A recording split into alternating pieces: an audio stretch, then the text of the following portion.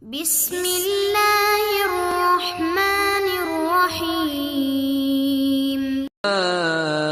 أيها الناس كلوا مما في الأرض حلالا طيبا ولا تتبعوا خطوات الشيطان إنه لكم عدو مبين. Boleh dimakan atau tidak itu ke satu, karena ada juga minum air ketan, tape ketan berarti katanya air tape ketan digunakan juga kabarnya untuk menggugurkan kandungan. Berarti kalau tujuannya beda, apakah termasuk haram juga, Ustadz? Itu dulu atau langsung ke Ya, satu dulu deh. dulu aja ya. Itu dulu ya. Silakan, Tad. Ya, terima kasih Dokter Wiwi. Jadi untuk yang ini kasus seperti ini justru pernah terjadi di zaman Rasulullah. Ya, walaupun nggak langsung tape ketan ya, tapi memang mungkin dari perasan anggur atau dari kurma ya, air kurma lah. Yang dulu kan kalau kita ada ya kurma dikasih air ya. Habis. Ya. Jadi di zaman Rasul ada kasus seperti itu. Rasul menyimpan kurma lalu dikasih air untuk 1 hari 2 hari gitu. Airnya masih ya rasa kurmanya masih terasa. Tapi ketika dia berubah jadi asam, ya untuk tahap jadi hari ketiganya misalnya. Rasul mengatakan suruh nyoba dulu pembantunya. Rasul sudah mulai asam. Jadi memang belum sampai di dalam. Tapi begitu tadi sampai kelihatan berbusa dan sebagainya, Rasul katakan buang. Jadi memang buang jauh. Jadi sama kasusnya. Tape itu nanti karena zaman Rasul pernah ada kasus seperti itu. Ya maka yang dikasih air, kalau kita kan masih dikasih ragi ya. Ya. Nah ini jadi kalau sudah berubah, jadi memang karena berubah. Ya, jadi berubah yang tadinya kan kalau kajian itu kan kadar alkoholnya kan jelas berbeda gitu. Sesuatu yang tadinya dalam jumlah normal tidak memabukkan dengan kalau sudah berubah seperti kan jadi berubah gitu. Jadi memang kasus tape tadi juga betul ketika sudah berubah dia. Rasul juga begitu. Jadi air rendaman kurmanya nggak masalah, tapi ketika dia sudah lama-lama berubah, jadi jatuhnya kepada haram dan karena bisa jadi ujungnya memabukkan. Termasuk orang bikin arak itu kan begitu juga ya. Yang kedua, prinsip kaitan dengan masalah tadi ada proses, ada niatan. Ya. Nah, niatan ini kasusnya ketika bicara zaman Rasul itu ada proses membuat cuka dan membuat arak. Prosesnya hampir sama pakai ragi. Jadi kalau ada orang yang niatnya bikin cuka kan sesuatu yang prosesnya hampir sama kan bikin ya mungkin dari semacam tape ketan gitu ya, semacam itu makanan gitu, gandul atau tape ketan dikasih ragi. Niatnya bikin cuka, gitu. Tetapi entah salah proses, entah salah ragi, yang tadi niat bikin cuka ternyata berubah jadi arak. Maka status ini jadi haram. Walaupun niatnya bikin cuka, jadinya jadinya jadi arak gitu. Karena tadi zatnya sudah berubah, bukan cuka lagi. Tapi ada kasus lain, orang niatnya bikin arak gitu ya, bikin arak, tapi ternyata karena tadi salah ragi juga atau apa, jadi cuka. Ya. Nah, ini cuka yang dihasilkan jatuhnya haram. Kenapa? Tadi karena orang tetap niatnya tadi bikin arak. Walaupun ya tadi jadinya cuka gitu. Tetap ya. Jadi dua sisi itu. Ada niat, ada juga nanti proses dan hasil. Jadi betul-betul jadi perhatian bagi dalam kaidah fikih jadi gitu ya. Teliti betul gitu berapa hal. Jadi memang harus hati-hati kalau katanya dengan tape gitu kan. Makanya kalau termasuk orang tua saya atau mertua saya itu kalau bikin tape itu nggak lama sudah berapa hari diangetin lagi gitu dikukus atau apa gitu ya. Sehingga nanti asamnya itu menurun lagi gitu, asamnya menurun lagi.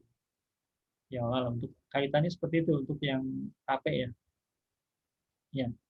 Jadi kalau tadi ujungnya kalau dipakai buat mengukur kandungan berarti sesuatu hal yang sudah kalau sudah sampai seperti itu kan memang sudah berubah ya. Yang biasanya bukan tape-tape yang biasa yang sudah buat menggugurkan kandungan itu biasanya sudah melampaui masa-masa normalnya itu. Allah alam. Ya. Ya. Baik, gimana Dokter Wiwi kalau ada lanjutan silahkan langsung sambil ini mungkin ke pertanyaan ke selanjutnya dari Dokter Wiwi juga.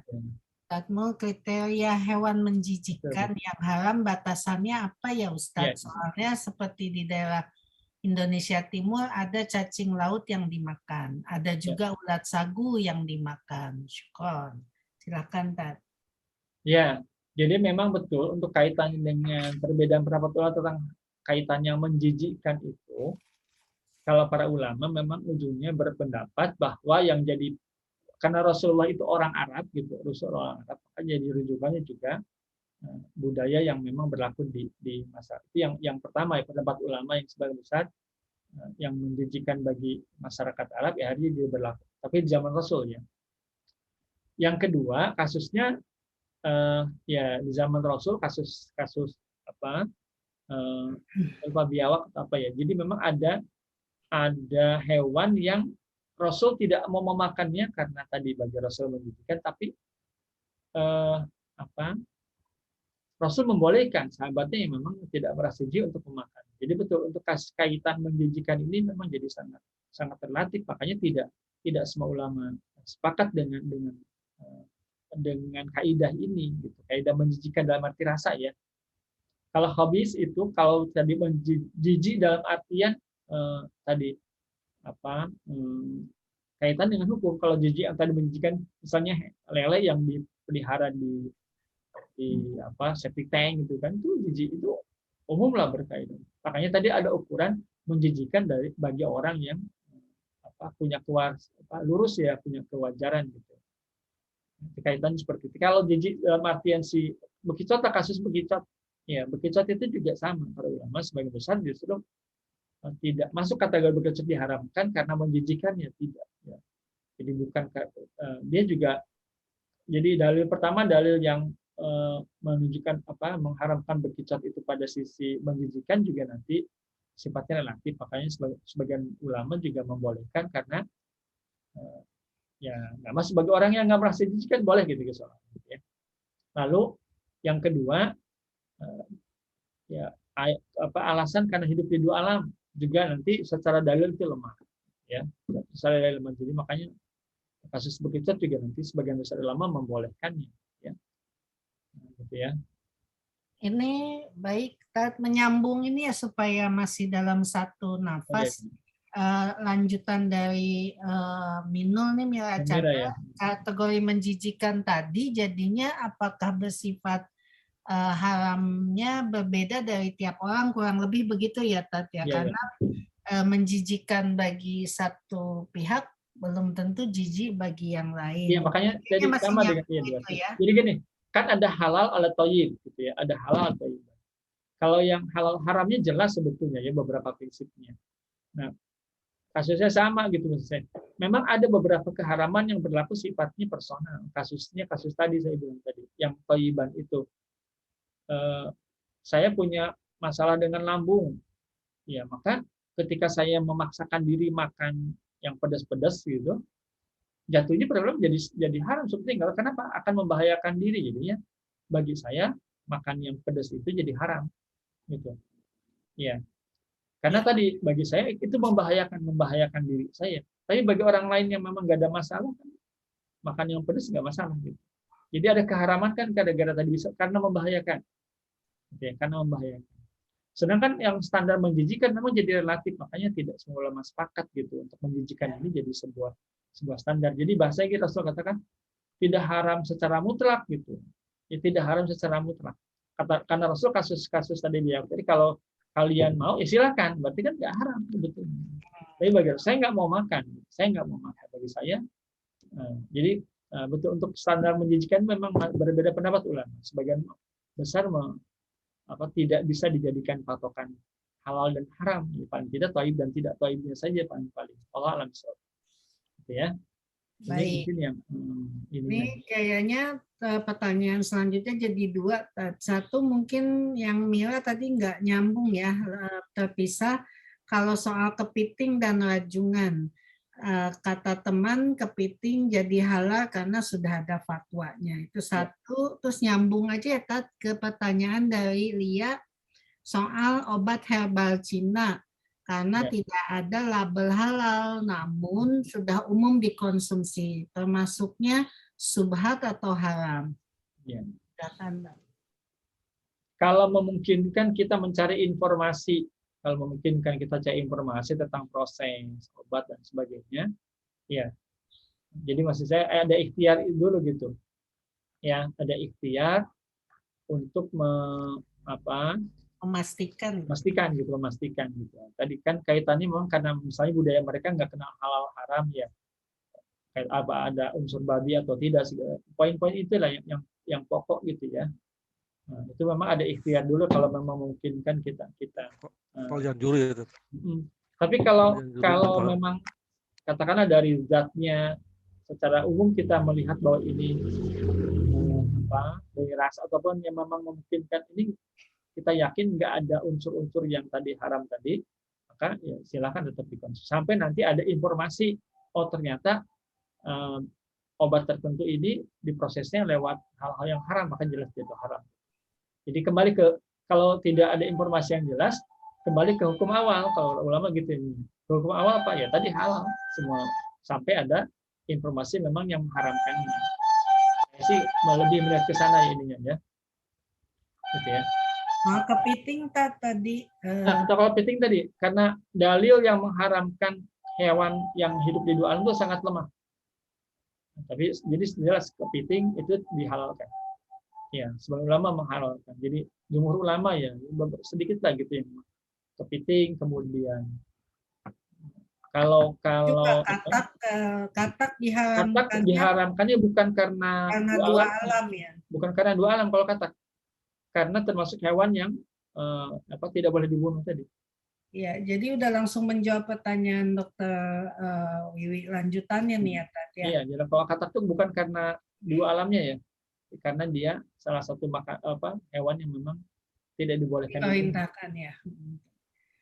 Jadi beda alasannya, ya. Ada pertanyaan lagi, tidak boleh dibunuh, kenapa nih? Tanya lanjutannya. Kalau kenapanya banyak yang, jadi gini, ada beberapa yang memang kita bisa jelaskan, ada sejarah dan sebagainya, tapi sifatnya menduga-duga gitu kan.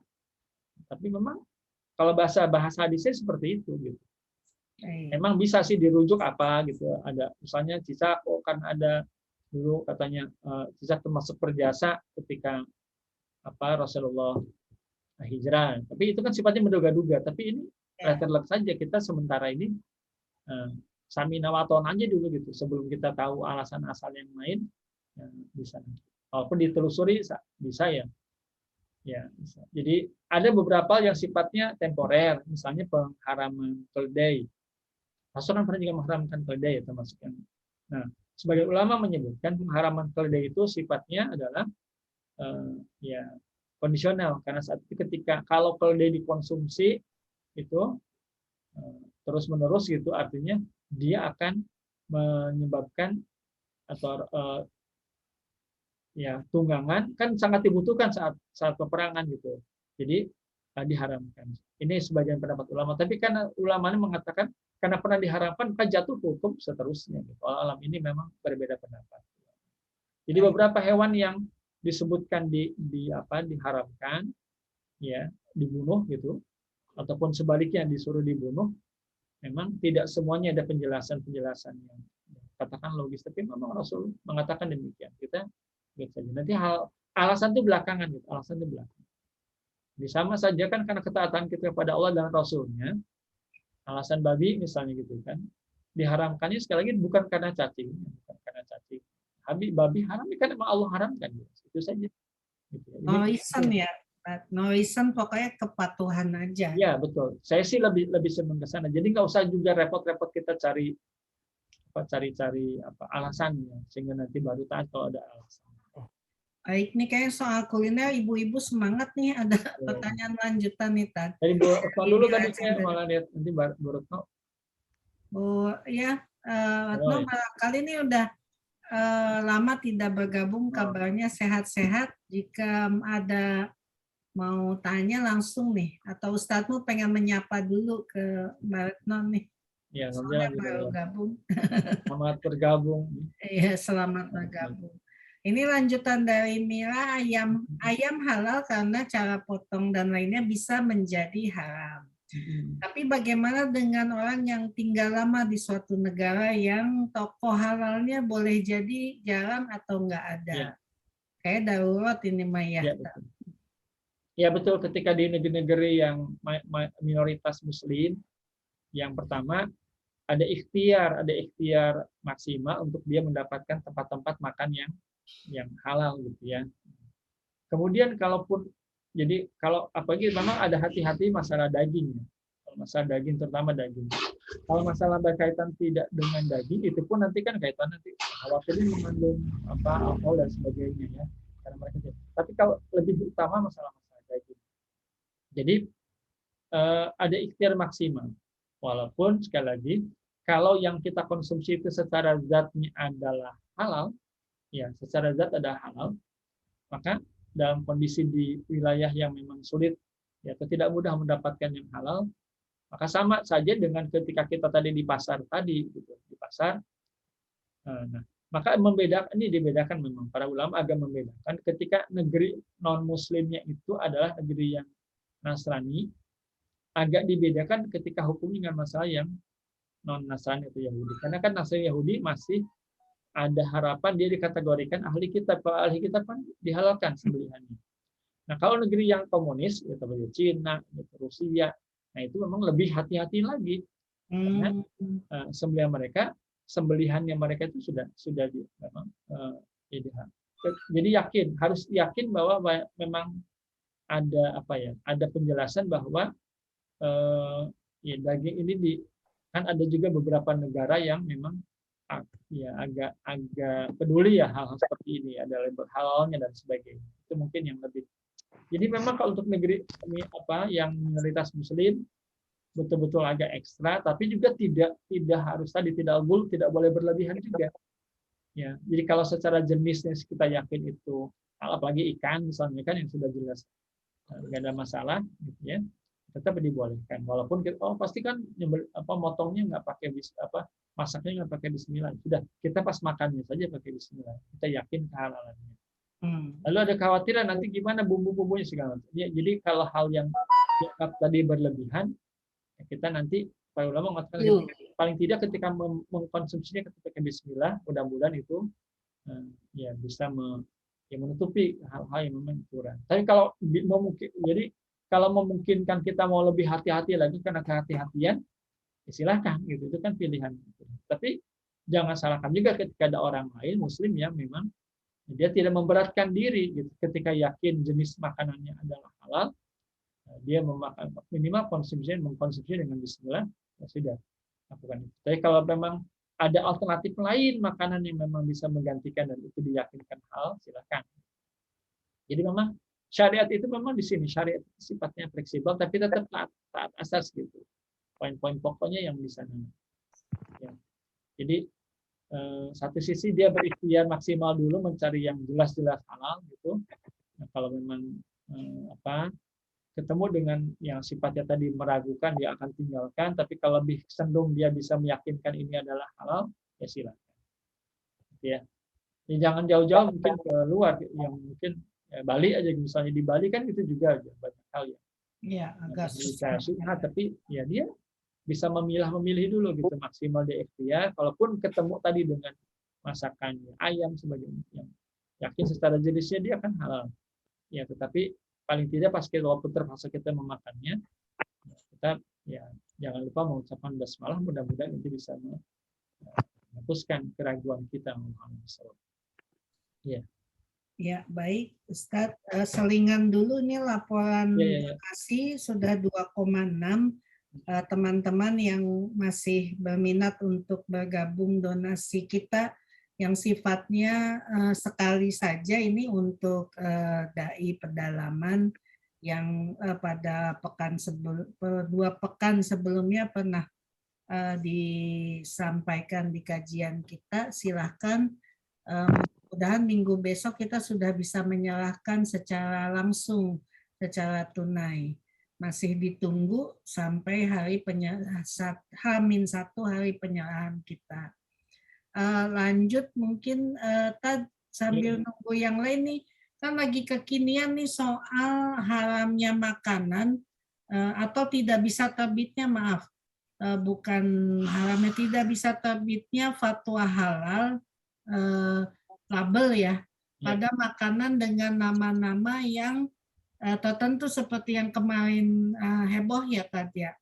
Itu kedudukannya gimana tuh, apa mie gacoan ya yang setan yang kayak begitu-begitu, padahal kita ini kan baru belakangan ya ribut. Lalu kalau makanan yang seperti kita kenal juga ada kayak rawon setan dan sebagainya, itu kedudukannya gimana Tad? Ya, baik. Jadi ketika jadi ini label halal kan sebetulnya juga bukan sebuah, ya gini kayak kita makan bakso lah, bakso yang abang lewat kan juga nggak berlabel halal ya gitu ya, nggak ada penelitian halal, itu kita makan. Tapi kasus-kasus seperti itu ketika memang secara zatnya dulu, secara zat ada tidak bermasalah, bakso kita yakin dari sapi dan sebagainya gitu kan, proses labelisasi halal itu mungkin bisa jadi ada prosesnya dan sebagainya. Jadi dalam kaidah ini pakai kaidah umum gitu, bahwa asalnya makanan adalah halal sampai ada dalil mengharamkan. Jadi informasi, kalau ada informasi suatu produk atau tempat makan tertentu kita dapat informasi ternyata ada proses-proses yang tidak halalnya, baru kita nanti boleh bersikap mengharamkannya. Jadi kalau sifatnya umum, tadi sama saja dengan saya bilang tadi, kita membeli gorengan lah gitu kan, kita nggak harus tanya juga ke si abang yang gitu kan, ini minyaknya halal atau tidak kan, gitu. Sama saya melihatnya kembali kepada kaidah-kaidah umum dulu gitu ya, bahwa sesuatu dikatakan haram, makanan ini berdasarnya halal sampai ada ada informasi bahwa dia ada diharamkan, baik dari jenisnya ataupun dari proses gitu, proses halal. Saya sih lebih cenderung ke sana ya, karena untuk mendapatkan informasi atau label gitu, label halal itu kan perlu proses gitu. Selama tidak ada informasi yang menyebutkan sesuatu produk itu jelas keharamannya. Kalau itu ada katanya, ada dalil yang mengatakan kalau makanan yang namanya menyerupai makanan atau minuman yang diharamkan gitu ya, kayak bir, terus wine, kayak kan sekarang ada kopi wine tuh, secara usulnya, asal usulnya dia sesuatu yang tidak diharamkan kan, kopi, tetapi ada dinamakan kopi wine karena ada fermentasi memang, tapi fermentasi mungkin mirip kayak tape yang memang pada kadar yang hanya mengubah pola rasa tapi tidak memabukkan gitu ya. Nah, itu kedudukannya gimana tuh Tad? Ya, kalau memang berpendapat. Kalau saya sih lihat, kalaupun ada ya kayak bir peletok lah gitu ya, kalau di Betawi kan ada bir peletok tuh. Kan itu satu, jadi ada istilah, ada proses beda nanti ya. Kalau istilah saja, secara istilah memang tidak ada alasan pengharamannya sebetulnya ya. Bir peletok gitu, ada bir, tapi prosesnya kan nggak ada sama sekali dengan kaitan seperti bir ya. Kalau tadi ada kopi wine segala, kalau memang cari informasi saja, kalau itu secara proses memang tidak sampai mengakibatkan fermentasi yang keharaman itu, saya sih berpendapat ya tidak. Memang ada anjuran, sifatnya anjuran. Kalau punya usaha, kalau punya apa, jangan sampai nanti melabelkan sesuatu yang tadi akhirnya orang bikin syak, bikin ragu ya. Termasuk sebetulnya kayak hal-hal yang apa ya, saya sempat dengar kajian bebek setan gitu kan, ya saking ininya kan, kata-kata setan itu dilekatkan pada makanan. Ada ulama yang kalau bisa jangan, atau bahkan tadi nggak boleh gitu lah, nggak boleh, tapi tidak sampai jatuh keharaman makan, Keharaman, ya. ya tetap lebih kepada saran si produsennya, jangan sampai nanti membuat label-label yang membuat orang ragu, gitu. Walaupun tidak mengubah hukum makanannya, gitu. Lebih kepada proses bisnisnya lah, gitu ya, lebih kepada proses bisnisnya. Ya, olah misalnya. Jadi memang saya lebih kepada tetap prinsip makanan itu ya, kembali kepada dasarnya. Sampai ada informasi memang yang dan penyebab yang pengharamannya jelas. Allah misalnya. Baik. Ada teman-teman masih ada yang mau bertanya, nanti materi akan di-share ya Tat ya, Oke, seperti biasa. Insya Allah juga akan di-upload juga oleh sekarang langsung oleh Ustadzmu nih, karena adminnya ada lelet. Teman-teman ada yang bertanya lagi, sambil juga kami dari admin mempersiapkan pertemuan offline kita. Kemarin sempat diusulkan minggu ketiga, tapi memang banyak suara yang meminta tidak di minggu ketiga, karena sepertinya minggu-minggu ini memang banyak kawan-kawan kita yang menikahkan juga, alhamdulillah, undangan-undangan. Jadi mungkin kemungkinan besar di minggu keempat, atau terjeleknya ini bukan minggu kelima, tapi bulan ini tuh 30-nya Jumat ya, Sabtu tanggal 1 tuh. Jadi bisa juga di situ. Ya. Nah, mungkin bulan berikutnya kita mulai berpindah ke rumah kawan kita gitu. Ini ada sebelum ini, semut katanya termasuk hama untuk tanaman, tetap haram untuk dibunuh. Ini mah kayaknya nggak masuk bab makanan kali ya, tapi ya, nggak tahu juga saya. Silahkan. Ya. Semua. Oh, kalau gula tidak sengaja dimakan, maksudnya gimana ya? Ya, Tad.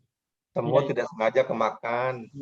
Ya, pertama, kalau tadi masalah-masalah dibunuhnya, jadi memang karena salah satu yang jelas hadisnya disebutkan. Jadi memang kalau kaitannya karena membahayakan, itu tetap boleh. Jadi kalau jadi hewan-hewan yang tadinya dilarang dibunuh, tapi ketika ada alasan membahayakan itu bisa tadi beragam. Membahayakan diri kita ataupun tadi kayak tanaman gitu. Maka tapi prinsip dasarnya karena ada alasan gitu. Ada alasan jelas membahayakan. Jadi itu yang menyebabkan kita ini membunuh. Kalau tanpa alasan kan nggak boleh tiba-tiba dibunuh gitu. Termasuk ya ada semut rangrang gitu ya di pohon, ya tiba-tiba dibakar. Jadi memang paling tidak bahasanya mengusir sebetulnya. Makanya walaupun termasuklah gitu, ini kebiasaan. Saya sama istri aja kadang-kadang baru pendapat ketika ada makanan ini sebut hitam yang paling cepat kan gitu, karena kita ingin mengamalkan, saya berikhtiar ngusir dulu walaupun mungkin ada yang mati gitu ya secara nggak sengaja, tapi kalau bisa diusir gitu, bukan langsung disiram pakai air lalu dimusnahkan. Ya bisa mungkin saya lakukan itu. Jadi kalau misalnya ada alasan tertentu membahayakan apapun itu, ini ada dibolehkan karena membahayakan. Ya, termasuk tadi tanaman kita ataupun apa yang memang jadi alasan itu dibolehkan. Lebih karena kalau nggak sengaja kemakan atau minum gitu ya. Kalau nggak sengaja kan ya tetap aja hal-hal yang nggak sengaja kan tidak diniatkan untuk dilakukan ya. Jadi masalah kalau memang bisa dibuang lagi. Kalau ketelannya nggak jadi masalah gitu ya, hal yang sengaja itu. Baik. Ada teman lain yang bertanya? Kalau nggak ada, kayaknya kita udah di penghujung waktu kita. Bentar, Pak Ustadz. Ada. Ya, silakan. Ya, Kang Irwan. Ya, Assalamualaikum. Waalaikumsalam. Ini mau nanya sedikit mengenai di situ kan dikatakan bahwa itu memotongnya dengan menyembelih ya. Bagaimana menggunakan mesin gitu? Seperti mengejar kapasitas produksi gitu. Jadi pakai mesin motongnya Ya. Itu seperti apa gitu? Terima kasih. Baik, yang kita lihat pertama definisi menyembelih secara jadi kalau proses juga, jadi alatnya bisa pakai pisau, pakai tangan, termasuk pakai mesin. Tapi menyembelih itu adalah memutus, gitu ya, memutus urat, bahasanya gitu, urat di bagian misalnya leher gitu kan, 3 ya, jadi makan dan udara sebetulnya. Jadi memang nyembelih itu seperti itu. Walaupun mungkin nanti, jadi kalaupun pakai mesin, asal syarat yang ini tetap terpenuhi, tidak sampai putus. Jadi nggak boleh putus lehernya kan gitu. Tapi yang diputus adalah urat aliran darah, kemudian makanan dan udara tadi sebetulnya. Itu yang memang dikategorikan menyembelih, walaupun yang digunakannya pakai mesin. Jadi memang lebih kepada proses sebetulnya, lebih kepada proses. Nah ini memang kehati-hatian. Kalau memang masih itu dimungkinkan walaupun pakai mesin, tapi proses ini tetap bisa dilakukan, nggak masalah. Yang kita lihat kan mungkin kita lihat ada alam di mananya dan seperti apa benar enggaknya. Tapi memang kita lihat ada video ketika sapi akan dijadikan dimasukin gitu aja. Dimasukin mesin kan gitu, jadi nggak ada proses seperti yang memang jelas tidak boleh gitu mesin, tapi betul-betul langsung dibunuh. Jadi tetap ada proses sembelih, ya, setelah yakin mati baru dihancurkan. Walaupun ketika sembelihnya tak ada alat tertentu kayak ayam misalnya, kan ayam digantung-gantung kalau nggak salah ya. Iya. Jadi ada alat tertentu yang memang tetap harus diyakinkan itu ada proses sembelihnya. Walaupun pakai alat tadi ya. Prosesnya tetap proses sembelih. Nah, bukan kayak apa, kan ada yang ditusuk juga kalau nggak salah ya, cuma ditusuk gitu, jadi nggak proses sembelih. Jadi khawatirnya matinya bukan karena disembelih, tapi karena tercekik akhirnya. Itu kan malah di akhirnya jadi masuk kategori bangkai gitu. Jadi tusuk itu jadi kategori bangkai. Kalau ditusuk tidak memutus, kalau tusuk dia tidak memutus urat leher. Karena memang tadi bahasa sembelih itu ada bagian depan yang terpotong, lalu ada urat tadi. Urat makanan dan darah yang terpotong ya. Kalau ditusuk, sebagian ulama mengatakan akhirnya khawatirnya tidak terpenuhi syarat itu. Ini tetap termasuk yang dikoreksi ditusuk ini. Yang cara ditusuk ini tetap dianggap bermasalah. Khawatirnya tidak memenuhi secara syariat. Jadi sekaligus menjawab pertanyaan. Ya, jadi katanya nanti bisa dibedakan kalau mau beli ayam gitu. Beli ayam itu kan ada yang bekas sayatan itu kalau kelihatan bekas sembelihan walaupun pakai mesin, tapi ada bekas sembelihan dengan sekedar lubang gitu ditusuk, khawatirnya malah nggak memenuhi secara syariat. Sebagian ulama meragukan kalau ditusuk itu memenuhi syariat. Baik, ada lagi teman-teman? Cuma kalau ini Pak Ustadz tadi kembali ke yang masalah mesin tadi kan, kalau misalnya kita sembelih itu kan satu persatu Bismillah ya, mengucap nama Allah. Tapi kalau mesin itu kadang-kadang kan dia langsung jalan gitu. Itu gimana? Iya, paling Allah alam ya. Jadi kalau operator itu memang tetap harus melakukan itu. Bismillahnya pada ketika menghidupkan mesin paling tidak itulah. Oh gitu. Jadi ketika proses mesin itu, mudah-mudahan idealnya sih kan juga mungkin setiap ini Bismillah gitu. Tapi sebagian ulama menyebutkan ya kalau untuk pakai mesin, ketika menghidupkan mesin Bismillah, mudah-mudahan bisa. Idealnya sih enggak, pokoknya setiap terpotong ya Bismillah, karena ada bentuk diawasi kalau memang memungkinkan diawasi seperti itu. Ya Allah misalnya. Saya nggak dapat gambaran, mungkin kita kalau mau pengen lebih detail ya nanti kita lihat gimana sih proses kita kunjungan gitu ya, memungkinkan setiap itu diawasi satu persatu gitu, idealnya seperti itu. Tapi ketika itu prosesnya Bismillah ya menyeluruh, mudah-mudahan ya bisa walau memakai. Tapi memang saya harus lihat lagi nanti. Idealnya tetap per ekor disembelih Bismillah, mereka disembelih Bismillah. Terima kasih Ustaz. Oke, terima kasih. Ya. Baik, ada lagi teman-teman, kalau nggak ada waktunya sudah melewati terbiasa kita menyelesaikan kajian. Terima kasih untuk kajian kali ini. Sebelum ditutup seperti biasa mungkin Ustadzmu bisa menutup dengan membaca doa. Ya. Dipersilahkan. Baik, rekan sekalian, alhamdulillah banyak hal yang sudah kita obrolkan. Sekali lagi ini adalah hal yang memang terus harus kita kaji, kita pelajari lagi, kita belajar lagi. Saya juga terus akan belajar lagi tentang banyak hal yang kaitan dengan makanan karena tidak bisa hanya sekali gitu ya. Banyak harusnya nanti referensi-referensi nanti kita baca ulang gitu ya. Kajian seperti ini karena ini hal yang memang berkaitan dengan hajat hidup kita secara keseharian, insyaallah. Kita akan terus kita bersyukur malam ini bisa kita tuntaskan kajian kita, tapi tetap dengan kepenasaran yang harus ada pada diri kita untuk terus belajar, insyaallah. Ini sama-sama kita tutup dengan panjatan doa. Pertama tentunya kepada kita yang hadir di sini, semoga ini menjadi wasilah kita untuk mendapatkan surganya, semangat kita talabul ilmi. Lalu juga bagi rekan-rekan yang hadir di sini Allah berikan keberkahan, rekan-rekan yang tidak hadir di forum ini juga tetap Allah berikan kebaikan sehingga bagi kita semua khususnya di keluarga besar Sana 89 mendapatkan nilai kebaikan dari ikhtiar kita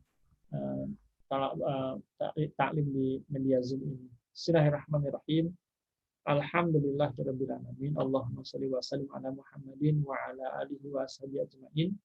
Allahumma rabbana ighfir lana dhunubana wa kaffir 'anna sayyi'atina wa tawaffana ma'al abrar. Rabbana zalamna anfusana wa illam taghfir lana wa tarhamna lanakunanna minal khasirin. Allahumma rabbana taqabbal minna innaka antas samiul 'alim wa tub 'alaina innaka antat tawwabur rahim. Allahumma rabbana hab lana min azwajina wa dhurriyyatina qurrata a'yun waj'alna lil muttaqina imama. Allahumma rabbana atina fid dunya hasanah wa fil akhirati hasanah wa qina adzabannar.